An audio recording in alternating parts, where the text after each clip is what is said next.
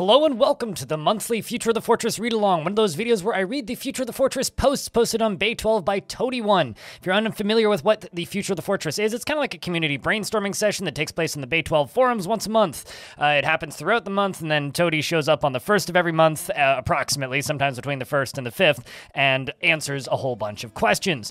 We're going to start off by reading the mission status from Toady1 and 3to, and then get into the general Q&A. If you'd like to take part in the Future of the Fortress, there's a link down to the forum thread in the description of this video. Let's dive in. Mission status. 3to writes, faster, stronger, better. We are ready to begin a great adventure. A new world awaits under a cloud of Ascii nonsense and bad UI. What's going on down here? We are looking back at you, hard at work shaping a meta-narrative that brings shape to otherwise meaningless romp through an amazing yet pointless world. This all changes the minute the shroud is pulled away. Prepare yourselves. Congratulations to the generous. We follow up with Tarn's post on Fun with Numbers, and he says, SDL2 is now up, and another big round of applause for Putnam. Generally, there are so many different tracks being worked on. The adventure mode, new audio and more art and Linux and bug fixes and announcements and UI information that should help Classic as well as the graphical screens. Just a pile. It's kind of hard to say which tracks will move forward and how much this month, but probably best to not try and guess. We're all plugging away at it, and I'll try and keep everybody posted more than I have been. Sales in the same range, 12,000 this month, so everything is fine there. Now I would like to just quickly barge in for a second and remind everybody that if you would like to support this channel, you can do that by picking up a mug over on my merch store. There is a link down in the description, and generally they hold hot liquids as advertised. Unless you drop them. Then I can neither confirm nor deny whether or not they will still hold hot liquids. They are, however, machine washable. First question comes in from Zymai, and they say, are there any plans to put something in the highlighted box when you're selecting things for trade in classic graphics? A colored X or something? As far as I can see, it's just kind of highlights itself a slightly lighter gray, which can be tricky to see at a glance. And are there any plans to re-implement an option for varied tiles in classic graphics? When I played before, I always immediately turned varied tiles off for easier readability. And Tarn's response is, yeah, some choices are subpar for sure. You can edit them in the TXT files, but it'd be good to get the defaults improved. Huh, the only loading part of the d_init.txt needs to be added back, and the rest looks like it's still there. I'm all for it. The next question comes in from Nautilus, and they say, what is the timeline for fixing the condition not dyed and condition dyed color tags? I really want to make a mod which adds new dyes and accurately displays clothing colors instead of having profession colors. It would be cool if there was tags to detect if a body part is missing, or if a weapon is in multi-grasp, or if a particular item is hauled instead of only a tag for the number of items hauled. Currently, I think artifact weapons and armor don't display on your dwarves in vanilla, and I fixed this in my mod by removing the condition crafted artifact tag and the layer grouping some stuff. Unfortunately, the game doesn't properly detect material of the crafted artifact, so it can only display a generic artifact instead of the specific one of a particular material. Last I checked, creatures_graphics layered file also looks for black bronze equipment instead of bismuth bronze, and that would be an easy graphics fix since it only requires the replace command. And Tarn quotes Eric Blank, so I will read their post first, and they say, the timeline is probably pretty short term, actually.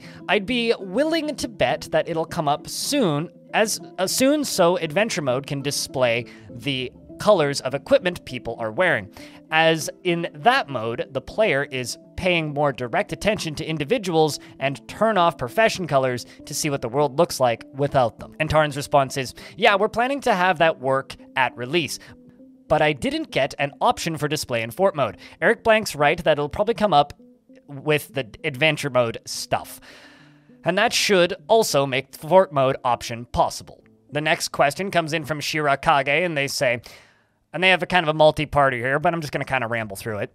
And they say, about Myth and Magic update. The Myth generator will create random people and creatures, but how will you make their designs in-game if they're completely random?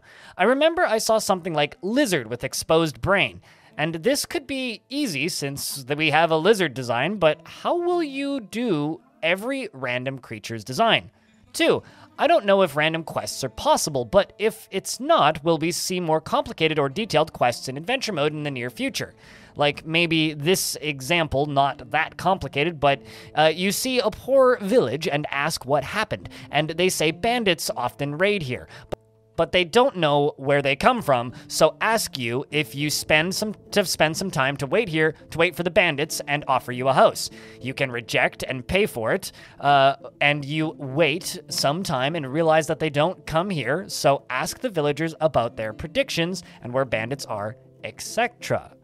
And 3, will our adventurer and others do their jobs, farmer and miner, and earn money before the big wait? And 4, I remember I saw one of the aims of the new Steam version adventure mode was adding new things for our adventurer and making the mode more enjoyable. So will we see villain update 2 with adventure mode release, or will we wait a bit longer for it?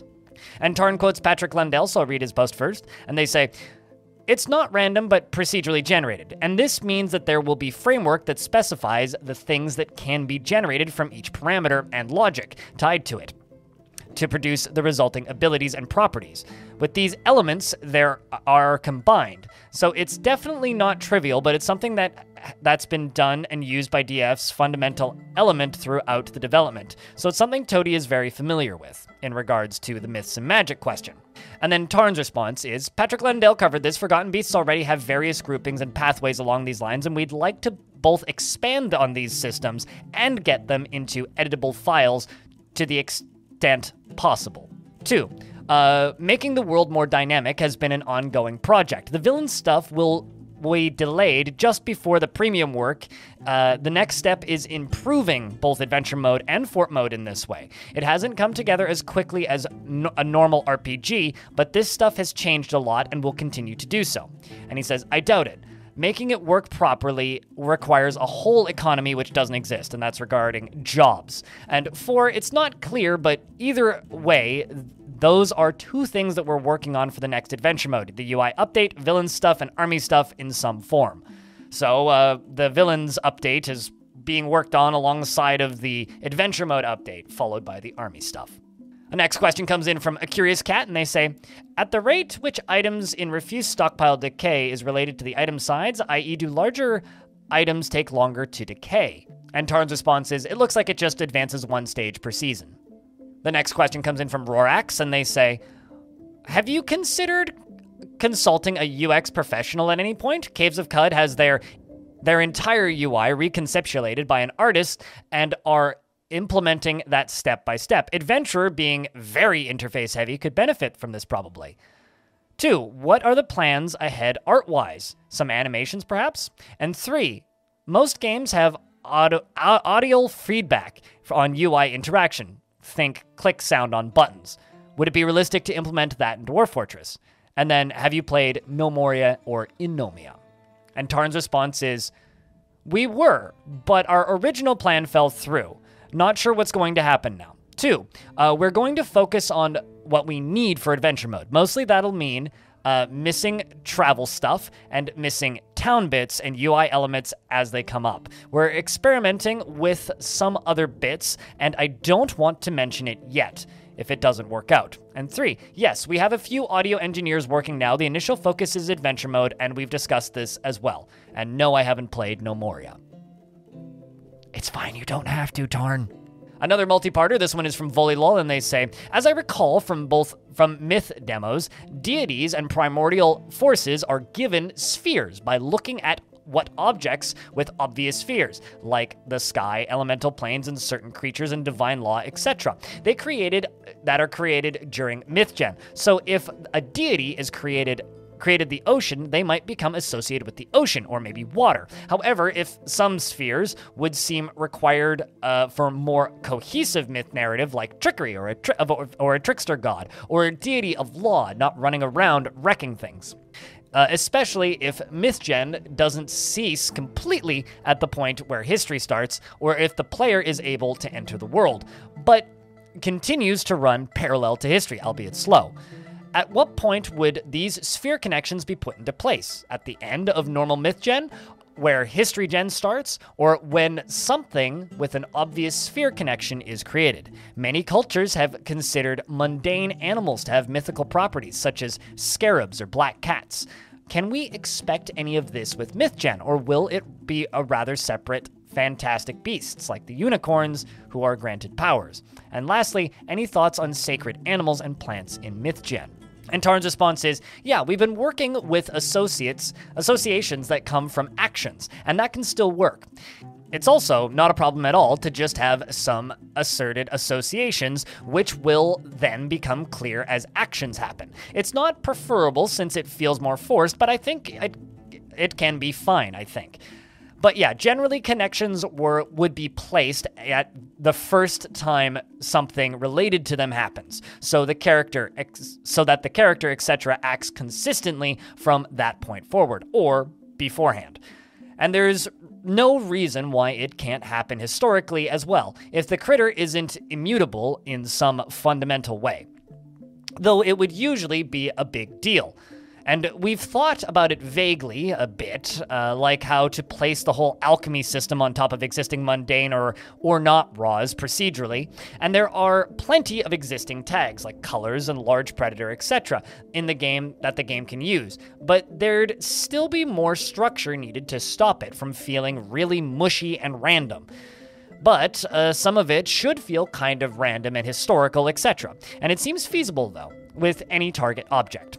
Cultural links generally are sort of wanting to happen, and also a bit worrisome without the additional frameworks from the entity rewrite, so we'll see what we get.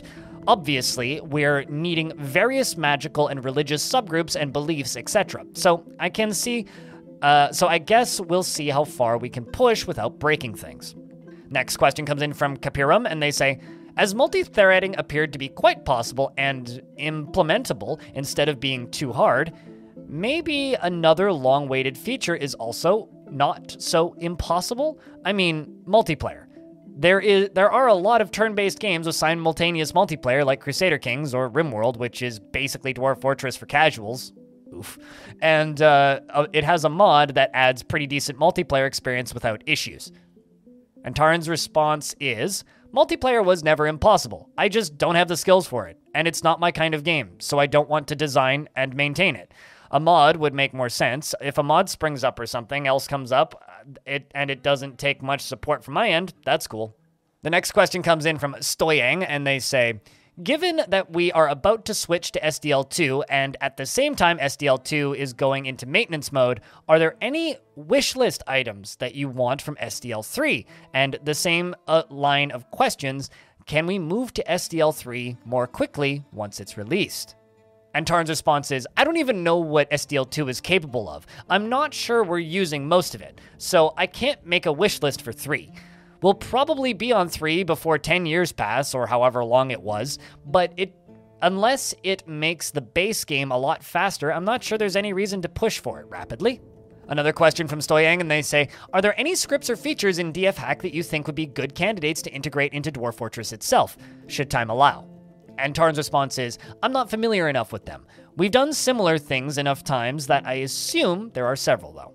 The next question comes in from Buttery Mess, and they say, with all the changes to the UI, has it made it any easier to translate Dwarf Fortress into other languages? Are we likely to see localization of Dwarf Fortress by Kitfox or another third party? Is it technically feasible to abstract the interface to the point where fans who could do translations themselves? If not yet, is it possible or likely perhaps something that Putnam could take the lead on?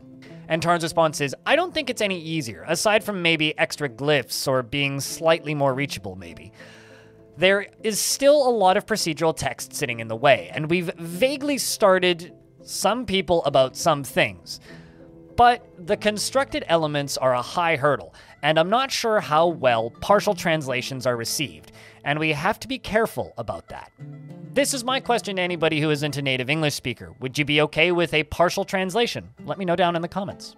The next question comes in from C. Schloss, and they say, with the Linux port compiling now, will we get a Arch64 build for Linux, or Arch64 for Mac OS, and x86 and 64 for Linux? And Tarn's response is, I don't know what's possible at this point with the process we're planning to use.